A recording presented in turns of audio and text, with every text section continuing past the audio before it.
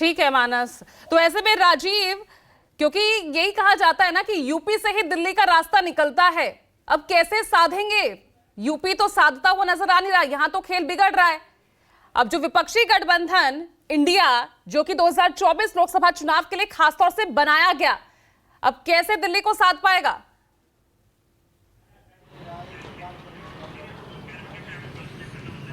देखिए, drawing room politics अलग है और सड़क की पॉलिटिक्स अलग है, मैदान की पॉलिटिक्स अलग है, संसद की पॉलिटिक्स अलग है।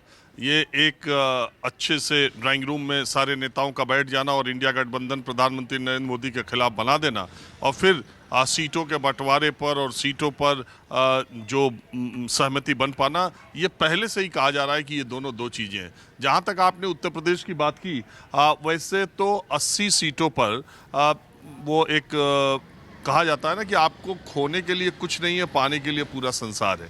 80 सीटों में आज समाजवादी पार्टी और कांग्रेस दोनों के पास 4 लोकसभा की सीटें हैं। अगर आप विधानसभा में जाएं तो कांग्रेस के पास 2 विधानसभा की सीटें हैं। जब बात लोकसभा चुनाव की होगी तो उत्तर प्रदेश में कांग्रेस और सपा गठबंधन साथ आ भी जाए या सब अलग अलग लड़ें तो भी इनकी स्थिति क्या होगी, ये बहुत बड़ा सवाल है। या मैं तो कहता हूँ सपा, बसपा, आरएलडी और कांग्रेस सब मिलकर के बीजेपी से लड़ ले तो भी क्या लड़ पाएंगे, ये भी एक बड़ा सवाल है, ये जमीनी सच्चाई है।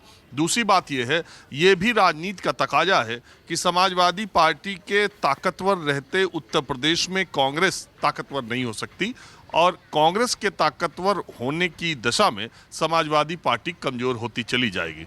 दूसरी बात, जहां तक माइनॉरिटी वोट्स की बात है, बहुत बार चर्चा की जाती है कि 20% के आसपास माइनॉरिटी वोट्स उत्तर प्रदेश में हैं और वो अलग अलग तरीके से या इनके गठबंधन से उसमें बंटवारा नहीं होगा।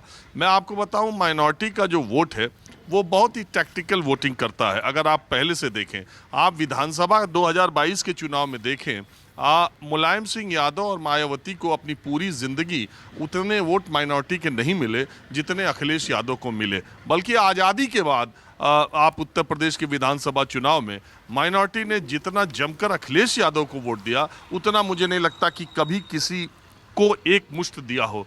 लेकिन उसके तुरंत बाद जब स्थानीय निकाय के चुनाव हुए, जब नगर पालिकाओं के चुनाव हुए, संभल एक ऐसी नगर पालिका म्यूनिसिपैलिटी है, जो लोग उत्तर प्रदेश की राजनीति को समझना चाहे, मैं कहना चाह रहा हूँ, संभल एक वहाँ की म्यूनिसिपैलिटी है जहाँ 60% से ज़्यादा मुस्लिम वोटर है और वहाँ की चेयरमैन का जो चुनाव हुआ उसमें समाजवादी पार्टी 4थे स्थान पर गई। तो वहाँ एमआईएम ने चुनाव जीता।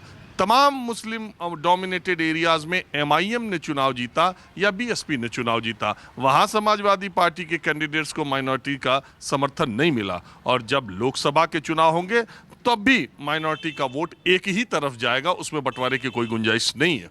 और ये बात कांग्रेस पार्टी भी समझती है, ये बात आरएलडी भी समझती है, ये बात समाजवादी पार्टी भी समझती है। और एक और बड़ा इसमें पेचीदा पेच ये है, मज़ेदार पेच, कि आरएलडी भी चाहती है कि उसका जो है गठबंधन वो कांग्रेस के साथ हो तो वो ज़्यादा फायदेमंद होगा, क्योंकि मुजफ्फरनगर दंगों के बाद अभी भी जाट जो मतदाता है वो बहुत समाजवादी पार्टी से अभी जो उसकी हिचकिचाहट है वो बहुत ख़त्म नहीं हुई है और इसका फ़ायदा पश्चिमी उत्तर प्रदेश में भारतीय जनता पार्टी को बड़े पैमाने पर मिला भी है, आपने देखा है।